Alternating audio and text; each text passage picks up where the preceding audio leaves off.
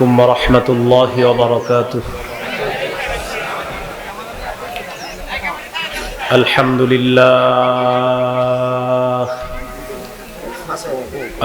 لله كفى وسلام على عباده الذين اصطفى. أما بعد فأعوذ بالله من الشيطان الرجيم. بسم الله الرحمن الرحيم.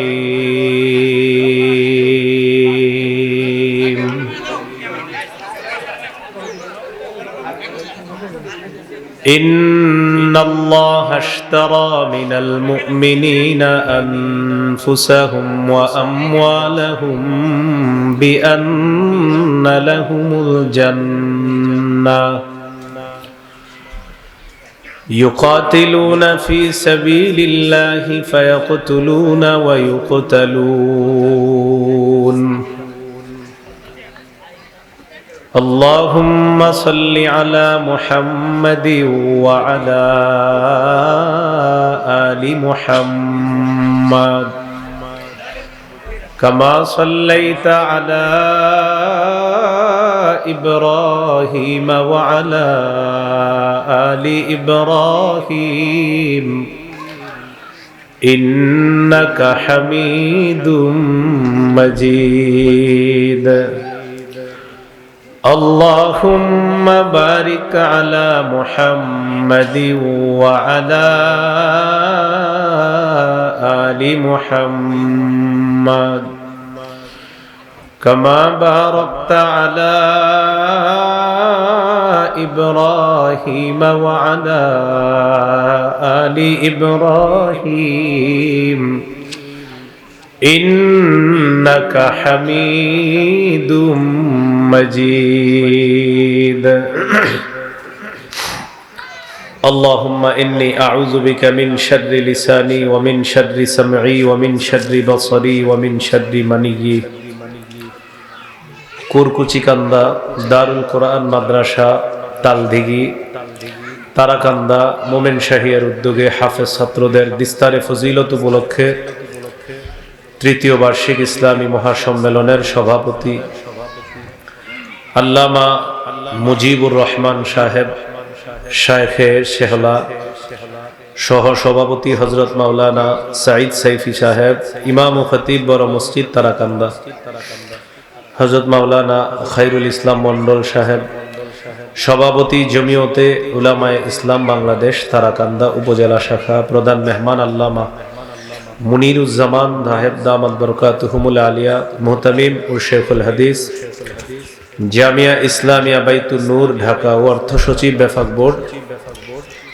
গুরুত্বপূর্ণ আলোচনা করবেন হযরত মাওলানা মুফতি আরিফ জব্বার কাসিমি দামাত বরকাতুহুম। বাদ মাগরিব আলোচনা করবেন আরো উলামায়ে কেরামের নাম আছে, বাদ জোহর বাদ এশা উলামায়ে কেরাম আলোচনা করেছেন এবং আরো করতে থাকবেন ইনশাআল্লাহ। প্রধান অতিথি মোতাহার হোসেন তালুকদার, যুগ্ম আহ্বায়ক ময়মনসিংহ উত্তর জেলা বিএনপি ও সাবেক চেয়ারম্যান তারাকান্দা উপজেলা। বিশেষ অতিথি আব্দুস সালাম তালুকদার, সাবেক সেক্রেটারি তারাকান্দা উপজেলা বিএনপি। উপস্থিত হযরত উলামায়ে কেরাম, মুসলমান ভাইরা, আল্লাহ তাআলার দরবারে শুকরিয়া আদায় করছি। আল্লাহ আমাদেরকে এই মাহফিলে উপস্থিত হওয়ার তৌফিক দান করেছেন বলে আলহামদুলিল্লাহ। আমি আপনাদের সামনে সূরাতুত তাওবার 111 নম্বর আয়াতে কারিমা তেলাওয়াত করলাম। এই আয়াতে আল্লাহ তাআলা গুরুত্বপূর্ণ 5টি বিষয়ে কথা বলেছেন। আগে আমরা একটু পড়াশোনা করে নেই, তাহলে বুঝতে সহজ হবে। বলি একটু আমার সাথে। ক্রেতা, বিক্রেতা, দ্রব্য, মূল্য, বাজার। ক্রেতা, বিক্রেতা, দ্রব্য, মূল্য, বাজার। বলেন ক্রেতা আল্লাহ, বিক্রেতা মুমিনগণ,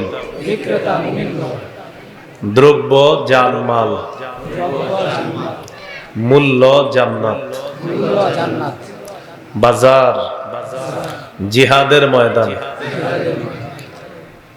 ক্রেতা আল্লাহ, বিক্রেতা মুমিনগণ, দ্রব্য জানমাল, মূল্য জান্নাত, বাজার জিহাদের ময়দান।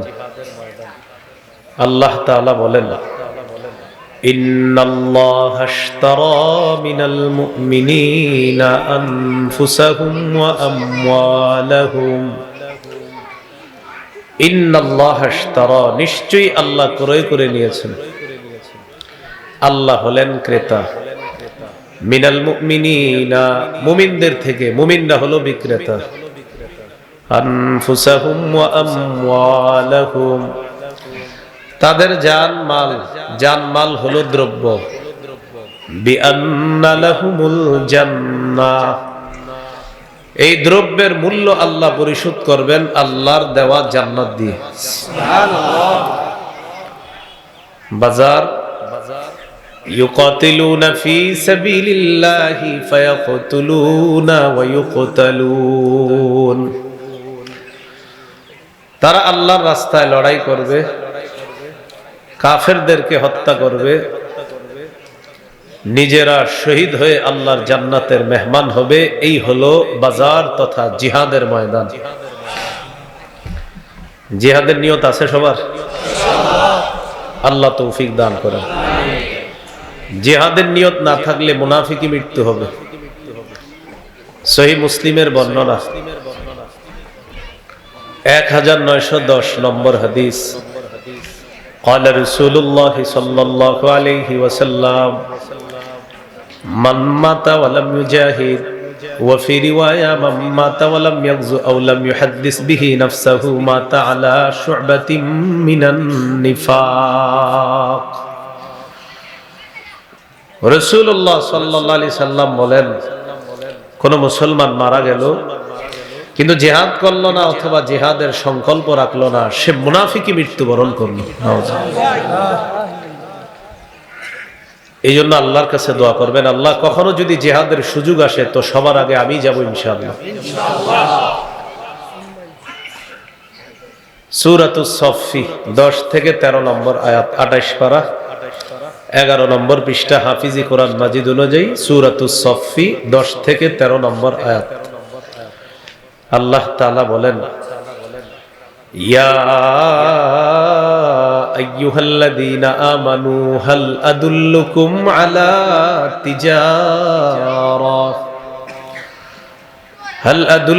আলা তিজারাতিন তুনজিকুম মিন আযাবিন আলীম تؤمنون بالله ورسوله وتجاهدون في سبيل الله بأموالكم وأنفسكم। আল্লাহ তাআলা বলেন, আমি কি তোমাদেরকে এমন একটা ব্যবসা সম্পর্কে বলবো যে ব্যবসা তোমাদেরকে যন্ত্রণাদায়ক আযাব থেকে রক্ষা করবে। তুমিনুনা বিল্লাহ, আল্লাহকে বিশ্বাস করবা, ওয়া রাসূলিহি, আল্লাহ রাসূলকে বিশ্বাস করবা, ওয়া তুজাহিদুনা ফি সাবিলিল্লাহি বিআমওয়ালিকুম ওয়া আনফুসিকুম, জান মাল নিয়ে আল্লাহর রাস্তায় লড়াই করবা। যালিকুম খায়রুল লাকুম ইন কুনতুম তা'লামুন, তোমরা যদি জানতে এটাই তোমাদের জন্য কল্যাণ। এরপরে আল্লাহ বলেন, ইয়াগফির লাকুম যুনুবাকুম, উপকার লাভ কি, আল্লাহ তোমাদের আগের সবগুলো গুনাহ মাফ করে দিবেন। ওয়া ইউদখিলকুম জান্নাতিন তাজরি মিন তাহতিহাল আনহার, আল্লাহ তাআলা তোমাদেরকে এমন জান্নাতে প্রবেশ করাবেন যেই জান্নাতের তলদেশ দিয়ে নহরসমূহ প্রবাহিত হয়। ওয়া মাসাকিনা তাইয়্যিবাতান ফি জান্নাতি আদ, এবং চিরস্থায়ী বসবাসের জান্নাতের মধ্যে তোমাদেরকে আল্লাহ তাআলা মনোভূত বাসস্থান দান করবেন। যালিকাল ফাউজুল আযীম, আল্লাহ তাআলা বলেন এটাই হলো মহান সফলতা। তাহলে দেখেন সফলতা কি, আল্লাহকে বিশ্বাস করবেন, রাসূলকে বিশ্বাস করবেন, জানমাল নিয়ে জিহাদ করবেন, আগের সবগুলা গুনাহ মাফ, চিরস্থায়ী বসবাসের জান্নাতে মনোভূত বাসস্থান, এমন জান্নাতে প্রবেশ করাবে আল্লাহ যার তলদেশ দিয়ে নহর সমূহ প্রবাহিত হয়। আল্লাহ বলেন এটাই মহান সফলতা। ওয়া উখরা তুহিব্বুনাহা, তোমাদের মনোভূত তোমাদের পছন্দনীয় আরো অনেক নেয়ামত আল্লাহ তোমাদেরকে দান করবেন। সেই নেয়ামত কি? নাসরুম মিনাল্লাহ,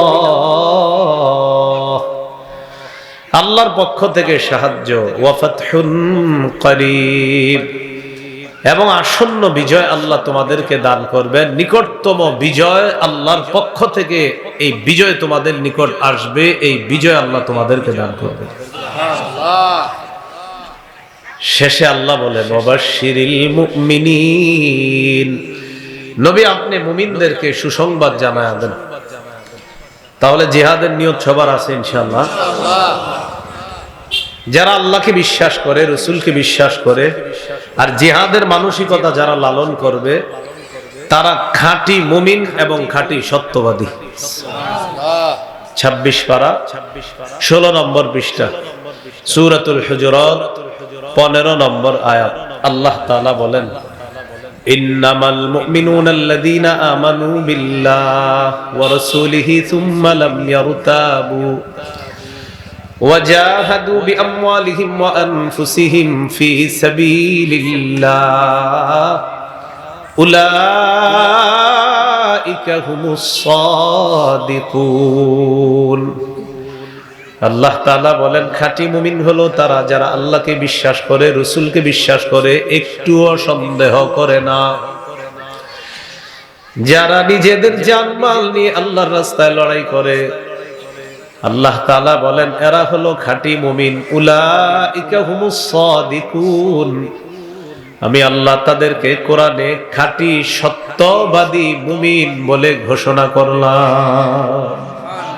খাঁটি সত্যবাদী, ঈমান আল্লাহর প্রতি, রসুলের প্রতি, আর জিহাদ। তাহলে জিহাদের ফতুয়া আমাদের বাংলাদেশের বিজ্ঞ মুফতি সাহেবরা কখনো দিয়ে, যদি আমরা সবাই তৈরি আছি ইনশাআল্লাহ।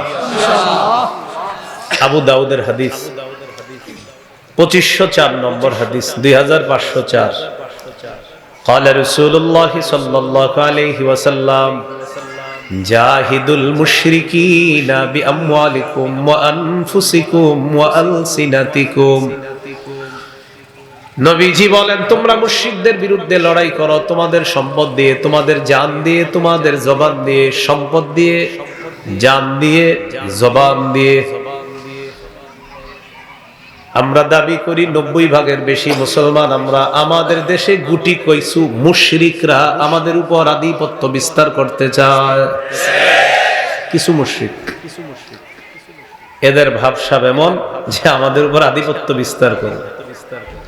রাসূল বলেন জান দিয়ে লড়াই করবা, মাল দিয়ে লড়াই করবা, আর জবান দিয়ে লড়াই করবা। ফিলিস্তিনের মুজাহিদ যারা বর্তমানে বাতিলদের সাথে লড়াই করতেছে, আমাদের দায়িত্ব কর্তব্য সঠিক সোর্সের মাধ্যমে তাদের জন্য টাকা পাঠানোর ব্যবস্থা করা। 2 নাম্বার, জান দিয়ে লড়াই করো। ওই যে বললাম আমাদের দেশের বিজ্ঞ মুফতি সাহেবরা যখন বলবে জিহাদ ফরজ, তখন আমরা প্রস্তুত আছি, আমরা জান দিয়ে লড়াই করব ইনশাআল্লাহ। 3 নাম্বার, আলসিনাতিকুম, জবান দিয়ে লড়াই। জবান দিয়ে বাতিলদের বিরুদ্ধে উলামায়ে কেরাম প্রতিনিয়ত বলতেই হবে, বাতিলদেরকে চিহ্নিত করে জাতির মাথায় এটা স্পষ্টভাবে ঢুকিয়ে দিতে হবে যে এরা হলো এই দেশের ইসলামের মানুষের সবার জন্য শত্রু, হলো এই গুটি কিছু নাস্তিক আর মুশরিক। এটা মানুষকে চিহ্নিত করে দিতে হবে। জিহাদের বিধান বলবৎ থাকবে। আবু দাউদের হাদিস 2484 নম্বর হাদিস, 2484। قال رسول الله صلى الله عليه وسلم لا تزال طائفة من أمتي يقاتلون على الحق ظاهرين على من ناوأهم حتى يقاتل آخر أمتي المسيح الدجال। আমার উম্মতের একটা দল সদা সর্বদা হকের পক্ষে লড়াই করবে, বাতিলের বিরুদ্ধে লড়াই করবে। যাহিরিনা আলা মান নাওয়াহুম, যারা তাদের সাথে শত্রুতা করবে। আমার ওই উম্মতটা তাদের উপর বিজয় লাভ করবে, এক সময় চূড়ান্ত বিজয় হবে আমার উম্মতের ওই মুজাহিদ বাহিনীর। লড়াই চলতে চলতে আমার উম্মতের যে শেষ দলটা থাকবে তারাও দাজ্জালের বিরুদ্ধে লড়াই করবে। আমার উম্মতের সর্বশেষ মুজাহিদ বাহিনী দাজ্জালের সাথে লড়াই করবে, আল্লাহ তাআলা তাদেরকেও বিজয় দান করবে। জিহাদ চলতে থাকবে। আবু দাউদের হাদিস 2532 নম্বর হাদিস, 2532 নম্বর হাদিস। قال رسول الله صلى الله عليه وسلم ثلاثة من أصل الإيمان। নবীজি বলেন ঈমানের মূল বিষয় হলো তিনটা। বলেন ঈমানের মূল বিষয় কয়টা? হ্যাঁ, তিনটা। ভাই লাগবে না, বসেন বসেন বসেন, এ সহজ করে দিলাম তো। ঈমানের মূল বিষয় তিনটা। কয়টা বলেন তো? তিনটা। এক নম্বর, আল কাফু আম্মান ক্বালা লা ইলাহা ইল্লাল্লাহ। যে ব্যক্তি বলে লা ইলাহা ইল্লাল্লাহ, তাকে কথা দিয়ে কর্ম দিয়ে কষ্ট দেওয়া যাবে না। এটা ঈমানের মূল বিষয় তিনটার একটা। এই তিনি বলে লা ইলাহা ইল্লাল্লাহ, আমার দায়িত্ব কর্তব্য, আমি তাকে কথার কষ্ট দিব না, কর্মের কষ্ট দিব না।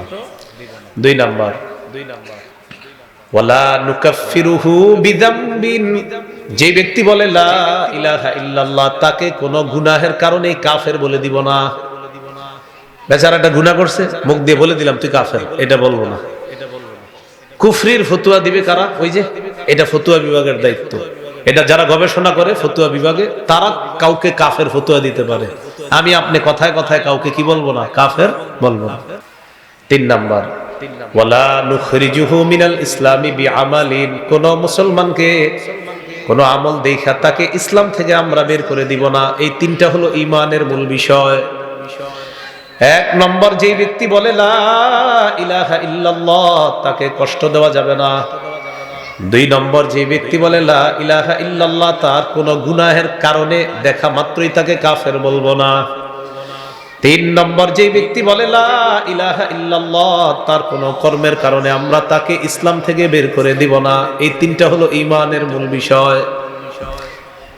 এবার নবীজি কি বলে দেখেন, ওয়াল জিহাদু মাযিন মুনযু বাসানি আল্লাহ ইলা আইয়ুকাতিলা আখিরু উম্মতি আল মাসিহাদ দাজ্জাল। আল্লাহ তাআলা যেদিন থেকে আমাকে নবী বানিয়েছেন সেদিন থেকে জিহাদের বিধান চালু আছে।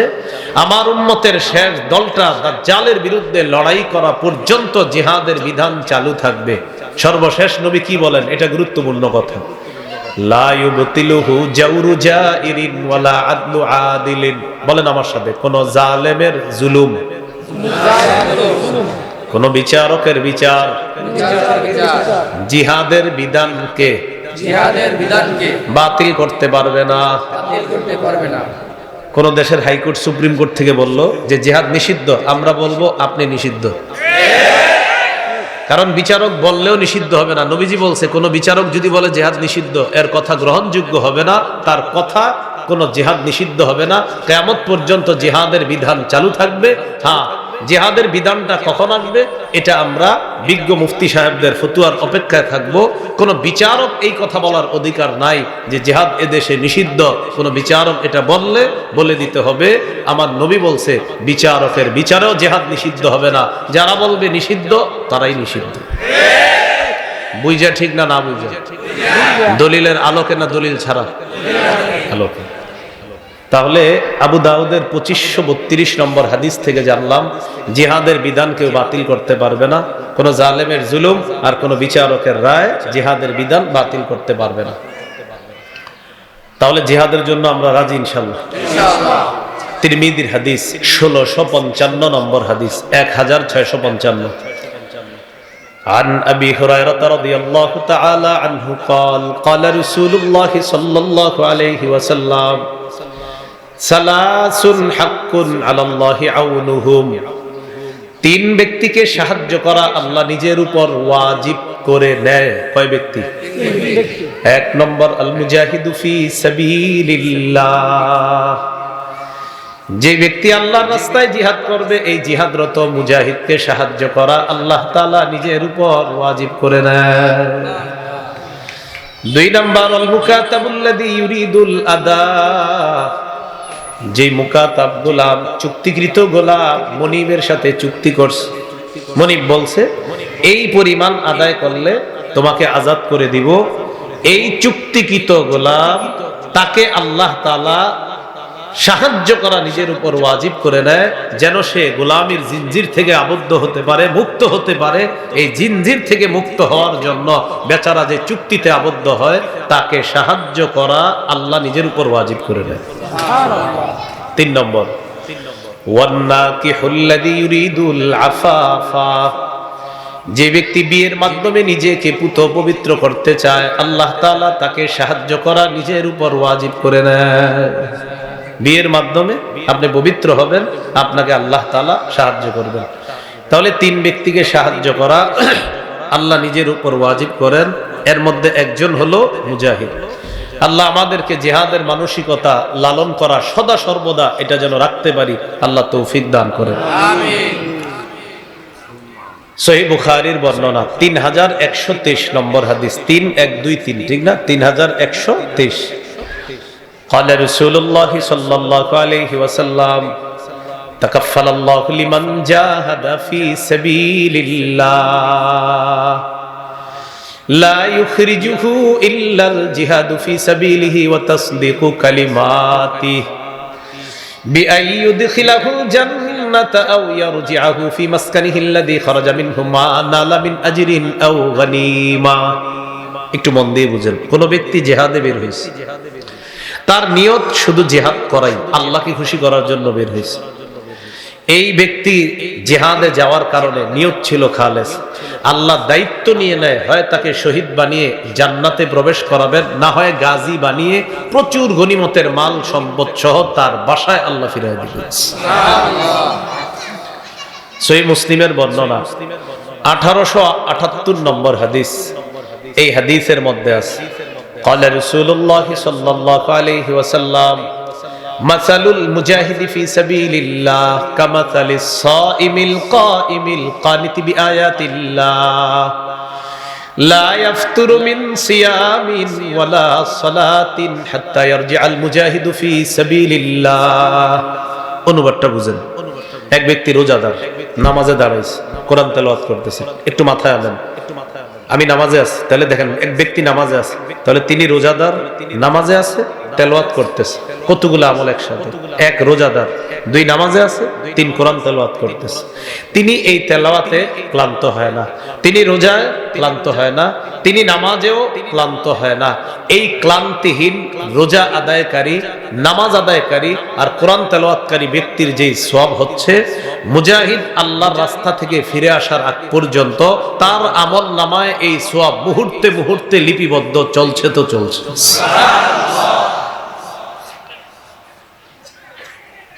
আবু দাউদের হাদিস 1449 নম্বর হাদিস। এই হাদিসের বর্ণনাকারী সাহাবীর নাম আব্দুল্লাহ ইবনে হুবশিয়িল খাত্তামি। কি নাম? আব্দুল্লাহ ইবনে, একজন সাহাবী আর কি, হ্যাঁ, আব্দুল্লাহ ইবনে হুবশিয়িল খাত্তামি রাদিয়াল্লাহু তাআলা। তিনি বলেন আন্না রাসূলুল্লাহ সাল্লাল্লাহু আলাইহি ওয়াসাল্লাম সুইলা আইয়ুল আমালি আফযালু ইয়া রাসূলুল্লাহ। নবীকে প্রশ্ন করা হলো, ইয়া রাসূলুল্লাহ, আল্লাহর কাছে কোন আমলটা সবচাইতে শ্রেষ্ঠ? নবীজি বললেন তুলুল কিয়াম, লম্বা সময় নামাজে দাঁড়িয়ে থাকা, এটা হলো আল্লাহর কাছে সবচাইতে শ্রেষ্ঠ আমল। সুবহানাল্লাহ। এইজন্য জোহরের আগের 4 রাকাত সুন্নত পড়বেন 3.5 মিনিটে, কি বলেন, 2 মিনিটে। মসজিদে ঢুকে দেখে আর 2 মিনিট আছে জামাতের, কয় মিনিট? 2 মিনিট। আল্লাহু আকবার বলে দাঁড়ায় যায় এবং উনি আপনারে কমপ্লিট করে দেখায় দিবে। 2 মিনিটের মধ্যে কমপ্লিট করে আপনারে বুঝাইয়া দিবে যে দেখেন আমি কিরকম নামাজ পড়তে পারি। ভাই এগুলা করবো না, আমরা আল্লাহর সাথে তামাশা করবো না, বলেন ইনশাআল্লাহ। ধীরে সুস্থে নামাজ পড়বো। সহিহ বুখারী 757 নম্বর হাদিস। এক সাহাবী বারবার নামাজ পড়ছে, নবীজি বলেন আবার নামাজ পড়ো, তুমি নামাজ পড়ো নাই, আবার পড়ো, তুমি পড়ো নাই, আবার পড়ো, তুমি পড়ো নাই। সাহাবী বললেন আল্লাযী বাআসাকা বিল হক, আল্লাহর কসম যে আল্লাহ আপনাকে সত্য সহ প্রেরণ করেছেন, মা উহসিনু গায়রা, হুজুর এর চেয়ে ভালো নামাজ পড়তে পারি না। তখন নবীজি তাকে 1 রাকাত নামাজ শিখাইয়া দিলেন আর বললেন এইভাবে সব রাকাতগুলা পড়বা। তো নবীজিরে প্রশ্ন করলেন কোন আমল শ্রেষ্ঠ? নবী বললেন লম্বা সময় নামাজে দাঁড়িয়ে থাকা। কিলা ফাআইয়ুস সাদাকাতি আফযালু ইয়া রাসূলুল্লাহ, ইয়া রাসূলুল্লাহ আল্লাহর কাছে কোন সদকা সবচেয়ে শ্রেষ্ঠ? নবীজি জবাব দিলেন জাহাদুল মুকিল্লি, কোন ব্যক্তি কষ্ট করছে, কষ্ট করার পর উপার্জন করছে, এই কষ্টার্জিত উপার্জন, এই কষ্টার্জিত পারিশ্রমিক থেকে সে সামান্য সদকা করা আল্লাহর কাছে শ্রেষ্ঠ সদকা বলে গণ্য হয়ে যায়। রিকশা চালক যে রিকশা চালায়, এই বেচারা যদি 5-6 টাকা সদকা করতে পারে, এর যে কি পরিমাণ ফজিলত, কারণ এর কষ্ট তো নিশ্চিত, কোনো সন্দেহ নাই। ওই যে পায়ে রিকশা চালায় যে। কিলা ফাআইয়ুল হিজরাতি আফযালু ইয়া রাসূলুল্লাহ, হুজুর আল্লাহর কাছে কোন হিজরতটা সবচেয়ে শ্রেষ্ঠ আপনার কাছে জানতে চাই। নবীজি বললেন মান হাজারা মা হারামাল্লাহু আলাইহি, যে ব্যক্তি আল্লাহর নিষিদ্ধ বিষয়গুলো থেকে বেঁচে থাকে, এটাই হলো আল্লাহর কাছে শ্রেষ্ঠ হিজরত। কিলা ফাআইয়ুল জিহাদি আফযালু ইয়া রাসূলুল্লাহ, হুজুর আল্লাহর কাছে সবচেয়ে শ্রেষ্ঠ জিহাদ কোনটা? নবীজি বললেন মান জাহাদাল মুশরিকিনা বিমালিহি ওয়া নাফসিহি, যে ব্যক্তি নিজের জানমাল নিয়ে আল্লাহর রাস্তায় মুশরিকদের বিরুদ্ধে লড়াই করে, এটা আল্লাহর কাছে শ্রেষ্ঠ জিহাদ বলে গণ্য হয়ে যায়। এরপর প্রশ্ন করলেন ফাইয়ুল কাতলি আশরাফু ইয়া রাসূলুল্লাহ, ইয়া রাসূলুল্লাহ আল্লাহর কাছে সবচেয়ে মর্যাদাপূর্ণ শাহাদাত কোনটা? হুজুর এক ব্যক্তি শহীদ হইছে, সবচেয়ে মর্যাদাপূর্ণ শহীদ কে? নবীজি বললেন মান উহরিকা দামুহু ওয়া উকিরা জাওয়াদুহু, যাকে জিহাদের ময়দানে শহীদ করা হলো এবং যার ঘোড়াটাকে শহীদ করা হলো, এই ব্যক্তির শাহাদাতটা আল্লাহর কাছে সবচেয়ে মর্যাদাপূর্ণ শাহাদাত। তাহলে নতুন কথা এসে গেল শাহাদাত। বলেন কি আসলো? তাহলে আসলো জিহাদের ময়দান গেল, জিহাদ গেল, শুনতে শুনতে এসে গেলাম শাহাদাত, এটাও মর্যাদাপূর্ণ। শাহাদাতের নিয়ত আছে না? শহীদ হওয়ার নিয়ত আছে সবার? এই কুরকুচি কান্দা থেকে আপনি তালদিঘি নাকি তারাকান্দা, এখান থেকে আপনি নিয়ত করছেন আল্লাহ আপনি যদি কখনো শহীদ হওয়ার সুযোগ দেন আমি শহীদ হব, খালেজ ভাবে নিয়ত করছেন। সহিহ মুসলিমের বর্ণনা 1909 নম্বর হাদিস, 1909 মাদ্রাসা পাঠ্যপুস্তক অনুসারে মোট হাদিস সংখ্যা হবে 3033টা। ক্বালা রাসূলুল্লাহ সাল্লাল্লাহু আলাইহি ওয়াসাল্লাম মান সাআলাল্লাহা আশ-শাহাদাতা বিসিদকিন বাল্লাগাহুল্লাহু মানাজিলাশ শুহাদাই ওয়া ইন মাতা আলা ফিরাশি। নবীজি বলেন কোন ব্যক্তি যদি দিল থেকে নিয়ত করে আল্লাহ আমি শহীদ হব, দিল থেকে নিয়ত করছে শাহাদাতের, এই ব্যক্তি যদি তার ঘরের বিছানায় মারাও যায় আল্লাহ তাআলা তাকে শহীদদের মর্যাদায় পৌঁছায় দিবেন। তাহলে শহীদ হওয়ার নিয়ত আছে ইনশাআল্লাহ। আচ্ছা একটা হাদিস শুনে আপনাদেরকে, মজার হাদিস, আবু দাউদের 2520 নম্বর হাদিস, 2520। আব্দুল্লাহ ইবনে আব্বাস রাদিয়াল্লাহু তাআলা আনহুমার বর্ণনা, তিনি বলেন ক্বালা রাসূলুল্লাহ সাল্লাল্লাহু আলাইহি ওয়াসাল্লাম লাম্মা উসিবা ইখওয়ানুকুম বিউহুদিন, উহুদের যুদ্ধে তোমাদের যে ভাইয়েরা শহীদ হয়েছে, সবাই কথা বুঝতেছেন তো? আচ্ছা, উহুদের যুদ্ধে তোমাদের যে ভাইয়েরা শহীদ হয়েছে, জাআলাল্লাহু আরওয়াহাকুম ফি জাওফি তায়রিন খুদরিন, আল্লাহ তাদের আত্মাগুলা সবুজ পাখির পেটে ঢুকায় দিয়েছে। তারিদু আনহারাল জান্নাতি ওয়া তাকুলু মিন সিমারিহা ওয়া তা'ওয়ি ইলা কানাদিলা মিন যাহাবিন মুআল্লাকাতিন ফি জিল্লিল আরশ, সবুজ পাখিগুলা জান্নাতের ঝর্ণা, নহর ইত্যাদির উপর উড়ে বেড়ায় আর জান্নাতের ফলমূল খেয়ে বেড়ায়। আরশের নিচে স্বর্ণ দ্বারা তৈরি করা ফানুস আছে, এই ফানুসের উপর গিয়ে পাখিগুলা বসে, বসার পর আপোষের মধ্যে আলোচনা শুরু হয়। সুবহানাল্লাহ। পাখিগুলা আসলে শহীদ কারা? এরা কারা? শহীদরা। নবীজি বলেন ফালাম্মা ওয়াজাদু তিবা মাকালিহিম ওয়া মাশরাবিহিম ওয়া মাকিলিহিম, শহীদরা যখন তাদের মনোভূত খাবার পেল, বাসস্থান পেল, মনোভূত পানীয় পেল, আপোষের মধ্যে তারা কথাবার্তা শুরু করলো মাইয়ুবাল্লিগু আন্না ইখওয়ানানা, আচ্ছা আমরা যে এত নেয়ামতের মধ্যে আছি, আমাদের এই কথাগুলা আমাদের দুনিয়ার ভাইদের কাছে কে পৌঁছায় দিবে? সুবহানাল্লাহ। শহীদরা বলতেছে কেন? লিআল্লা ইয়াজহাদু ফিল জিহাদি ওয়ালা ইয়ানকুলু ইনদাল হারব, যেন আমাদের দুনিয়ার ভাইরা জিহাদের প্রতি অনাগ্রহ না দেখায়, আর জিহাদের প্রতি তারা কখনো যেন অলসতা না করে। এই জন্য আমাদের এই আনন্দের কথা কে আছে তাদেরকে জানায়া দিবে। তো এই কথা শহীদরা বলতেছে। আল্লাহ তাআলা বলেন উবাল্লিগুহুম আনকুম, আমি আল্লাহ তোমাদের ব্যাপারটা জানায়া দিব। সুবহানাল্লাহ। তখন আল্লাহ তাআলা সূরা আলী ইমরানের 169 নম্বর আয়াত আল্লাহ নাজিল করলেন, ওয়ালা তাহসাবান্নাল্লাযীনা কুতিলু ফী সাবিলিল্লাহি আমওয়াতা বাল আহইয়াউন ইনদা রাব্বিহিম ইউরযাকুন। আল্লাহ তাআলা বলেন, যারা আল্লাহর রাস্তায় শহীদ হয় তাদেরকে তোমরা মৃত মনে করো না, বাল আহইয়া, বরং তারা জীবিত, ইনদা রাব্বিহিম ইউরযাকুন, তাদের রবের কাছে তাদেরকে রিজিকের ব্যবস্থা করা হয়, তাদেরকে রিজিক দেওয়া হয় তাদের রবের কাছে। এই কথা আল্লাহ আমাদেরকে জানায়া দিলেন সূরা আলী ইমরানের 169 নম্বর আয়াতের মাধ্যমে। তাহলে বলেন তো, শহীদরা কি মৃত না জীবিত? জীবিত। তাদেরকে রিজিক দেয় কে? আল্লাহ তাআলা।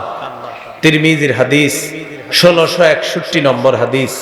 এই হাদিসের মধ্যে আছে, ক্বালা রাসূলুল্লাহ সাল্লাল্লাহু আলাইহি ওয়াসাল্লাম, মা মিন আহাদিন মিন আহলিল জান্নাতি ইয়াসুররুহু আইয়ারজিআ ইলাদ দুনিয়া গায়রু শাহীদ।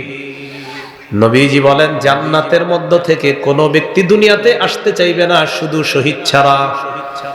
শহীদ ছাড়া জান্নাত যারা আছে, যত মানুষ থাকবে, তারা কেউ দুনিয়াতে আসতে চাইবে না, শহীদ আবার দুনিয়াতে আসতে চাইবে। কে আসতে চাইবে? কেন? নবীজি সাল্লাল্লাহু আলাইহি সাল্লাম বলেন, ইয়াকুলু হাত্তা উকতালা 10 মাররাত মিম্মা ইয়ারা মিম্মা আ'তাহু আল্লাহু মিনাল কারামা। শহীদকে আল্লাহ তাআলা যে পুরস্কার দান করবেন, এই পুরস্কার দেখার পর শহীদ এত পরিমাণ খুশি হবে, শহীদের মন চাইবে আমি বারবার শহীদ হব, আবার জিন্দা হব, আবার শহীদ হব, আবার জিন্দা হব। আমাকে যদি 10-12 শহীদ করা হয় আমি রাজি আছি। শহীদ হওয়ার পর আমি আল্লাহর কাছ থেকে আবার এই পুরস্কার বারবার পেতে চাই। এই জন্য নবীজি বলেন, সহিহ বুখারীর বর্ণনা 2797 নম্বর হাদিস, ক্বালা রাসূলুল্লাহ সাল্লাল্লাহু আলাইহি ওয়াসাল্লাম, ওয়াল্লাযী নাফসী বিয়াদিহি লা ওয়াদিতু আন্নী উকতালু ফী সাবিলিল্লাহ সুম্মা উহইয়া সুম্মা উকতাল সুম্মা উহইয়া সুম্মা উকতাল সুম্মা উহইয়া সুম্মা উকতাল। নবীজি বলেন, আল্লাহর কসম, আমার মন চায় আমি বারবার শহীদ হই, আবার জিন্দা হই, আবার শহীদ হই, আবার জিন্দা হই। আবার আমাকে শহীদ করা হোক, আবার আমাকে জিন্দা করা হোক, আবার আমাকে শহীদ করা হোক। হাদিস দ্বারা বোঝা যায় আল্লাহ নবী বুঝাইতে চায়, আমাকে যতবার শহীদ করা হবে আমি চাই আবার জিন্দা হব, আবার আল্লাহর জন্য আমাকে শহীদ করা হবে। তাহলে শহীদ হওয়ার নিয়ত আছে সবার ইনশাআল্লাহ। তিরমিজির বর্ণনা 1656 নম্বর হাদিস, ক্বালা রাসূলুল্লাহ সাল্লাল্লাহু আলাইহি ওয়াসাল্লাম, লা ইউকলামু আহাদুন ফী সাবিলিল্লাহ ওয়াল্লাহু আ'লামু বিমান ইউকলামু ফী সাবিলিহি ইল্লা জাআ ইয়াউমাল কিয়ামাতি ওয়াল লাউনু লাউনুদ দামি ওয়ার রিহু রিহুল মিস। দেখেন, আপনি জিহাদের ময়দানে গেছেন, একটু আঘাত পাইছেন, কিয়ামতের ময়দানে আপনি এমন অবস্থায় উঠবেন, আপনার রং হবে রক্তের কালার, আপনার শরীর থেকে মেশক আম্বরের ঘ্রাণ বের হবে।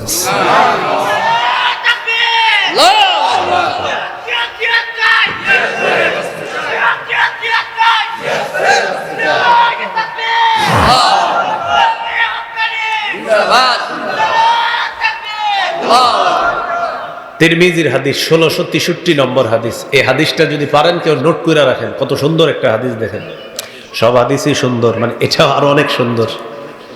এই হাদিসে রাসূল সাল্লাল্লাহু আলাইহি সাল্লাম বলেন, ক্বালা রাসূলুল্লাহ সাল্লাল্লাহু আলাইহি ওয়াসাল্লাম, লিশ-শাহীদি ইনদাল্লাহি সিত্তু খিসাল। শহীদের আল্লাহর কাছে 6টা স্পেশাল মর্যাদা আছে। বলেন তো, আল্লাহর কাছে শহীদের স্পেশাল মর্যাদা কয়টা? এক নাম্বার ইউগফারু লাহু ফি আউয়ালি দাফআতিন ওয়া ইউরা মাকআদুহু মিনাল জান্নাহ। দেখেন, শহীদের শরীরের রক্তের প্রথম ফোঁটাটা একদিক দিয়ে পড়ে, আরেক দিক দিয়ে তার আগের সব গুনাহগুলো মাফ হয়ে যায়। ওই মুহূর্তেই জান্নাতের তার আসনটা তাকে দেখানো হয়। রক্তের ফোঁটা পড়তেছে, গুনাহ সব মাফ, জান্নাতের আসনটা তাকে দেখানো হচ্ছে। এই যে তুমি শহীদ হওয়ার পর এখানে আসবা। সুবহানাল্লাহ। এক নাম্বার। দুই নাম্বার, ওয়ায়ুজারু মিন আযাবিল কবরি, শহীদকে আমরা যে কবরে দাফন করব, নবীজি বলেন ইউজার, শহীদকে বাঁচানো হবে, মিন আযাবিল কবরি, কবরের আযাব থেকে রক্ষা করা হবে। সুবহানাল্লাহ। তিন নাম্বার, ওয়ায়ামানু মিনাল ফাজাইল আকবার, কিয়ামতের ময়দানের বিভীষিকাময় অবস্থা, জাহান্নামের আযাব থেকে শহীদ নিরাপত্তা লাভ করবে। এইগুলা নিয়ে শহীদের কোনো টেনশনই থাকবে না। চার নাম্বার, ওয়ায়ুদাউ আলা রাসিহি তাজুল ওয়াকারিল ইয়াকুতাতু মিনহা খায়রুম মিনাদ দুনিয়া ওয়া মা ফিহা, মরমর খচিত পাথর, এই মরমর পাথর খচিত মুকুট শহীদের মাথায় পরিয়ে দেওয়া হবে। নবী বলেন কেমন পাথর, যেই পাথরের মূল্য দুনিয়া আর দুনিয়ার মধ্যে যা কিছু আছে সব কিছুর চাইতে জান্নাতের ওই মরমর পাথরের দাম আরো বেশি। পাঁচ নাম্বার, পাঁচ নাম্বারটা কি বলবো? ওয়ায়ুযাওয়াজু সিনতাইনি ওয়া সাবঈনা যাওজাতাম মিনাল হুরিল আইন, শহীদের সাথে ৭২ জন হুরকে বিয়ে দেওয়া হবে। ছয় নাম্বার, ওয়াশাফাউ ফি সাবঈনা মিন আকারিবিহি, শহীদের নিকট আত্মীয়র মধ্যে কমপক্ষে ৭০ জনের ব্যাপারে তার সুপারিশ মঞ্জুর করা হবে। এই ছয়টা স্পেশাল পুরস্কার কার বলেন তো? শহীদের। বলেন কার? শহীদের। এই ছয়টা স্পেশাল পুরস্কার আছে। তাহলে আমরা শহীদ হওয়ার নিয়ত আছে তো ইনশাআল্লাহ? আল্লাহ তাআলা তৌফিক দান করেন। এবার শহীদ হব যে আমরা, আমাদের একজন যোগ্য আমির দরকার। কি দরকার? আমাদের দেশে এমন একজন শাসক চাই আমরা, যে শাসক দেশও চালাইতে পারবে, আবার জিহাদেরও নেতৃত্ব দিবে ইনশাআল্লাহ। কি বলেন, চাই কিনা? এই জন্য 3টা দোয়া করবেন আজকে থেকে। বলেন কয়টা? 3টা।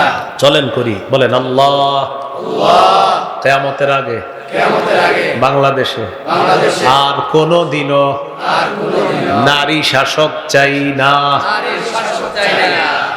কি শাসক? সবাই আওয়াজ দিয়ে বলেন কেন? আরো জোরে এলাকাবাসীরা শোনান, যারা রাজনীতি করে তাদেরকেও শোনান। قال رسول الله صلى الله عليه وسلم لا يفلح قوم ولوا امرهم امرأة, নবীজি বলেন ওই জাতি কিছুতেই সফল হবে না যেই জাতি তাদের নেতৃত্বে কোন নারীকে বসায় দেয়। 2 নাম্বার দোয়া বলেন আল্লাহ, বাংলাদেশে শরিয়া আইন দেখতে চাই। শরিয়া আইন চায় না তারা কোন না কোন অপরাধে অপরাধী যারা, চোর শরিয়া আইন চাইবে না, হাত কাটা যাবে। ধর্ষক শরিয়া আইন চায় না, পাথর মেরে হত্যা করা হবে।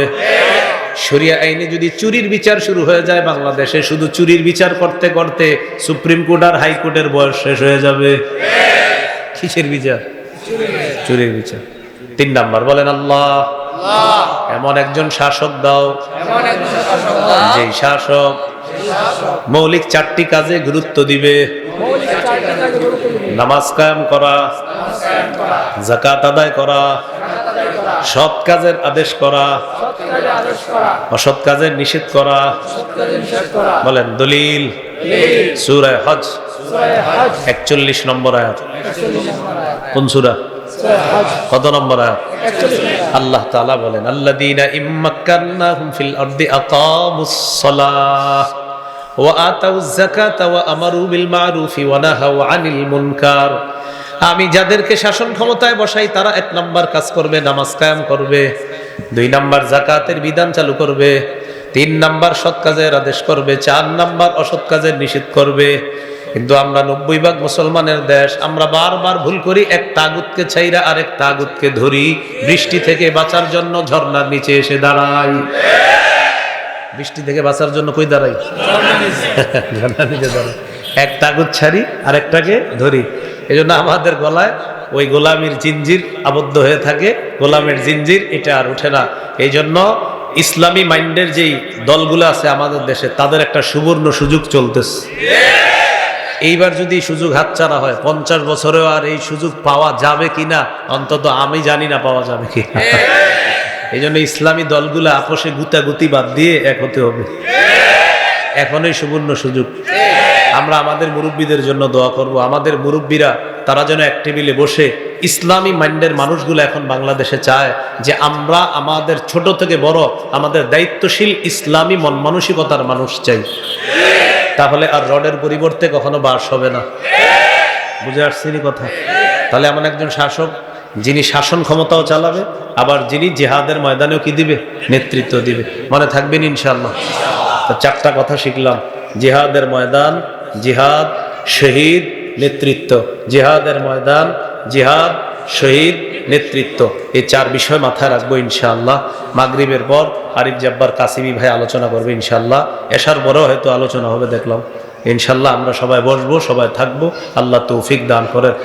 আর একটা বিষয় আপনাদের এদিকে তেমন আশা হয় না, ওই একটা ঘোষণা দিতে বলছে আমাকে। আমার একটা সংকলন আছে মিম্বরের আমানত 6 খণ্ডের। প্রথম খণ্ডে সন্তানের 64টা অধিকার। এইটা জামাইবু মুখস্থ করে নেবেন যদি পারেন, গাড়িতে আছে, নিয়ে দিতে পারেন, গাড়ি থেকে সংগ্রহ করতে পারেন। 2য় খণ্ড শিরিক বেদাত কুফুর তাওহীদ, 3য় খণ্ড হালাল হারাম, 4র্থ খণ্ড আপনার স্বামী স্ত্রীর অধিকার, 5ম খণ্ড লা ইলাহা ইল্লাল্লাহ ব্যাখ্যা, 6ষ্ঠ খণ্ড নামাজ সম্পর্কে। যাদের লাগবে গাড়ি থেকে গাড়ির কাজ না ভেঙে সংগ্রহ করে না ভাই, গাড়ির কাজ ভাঙে না। আসসালামু আলাইকুম।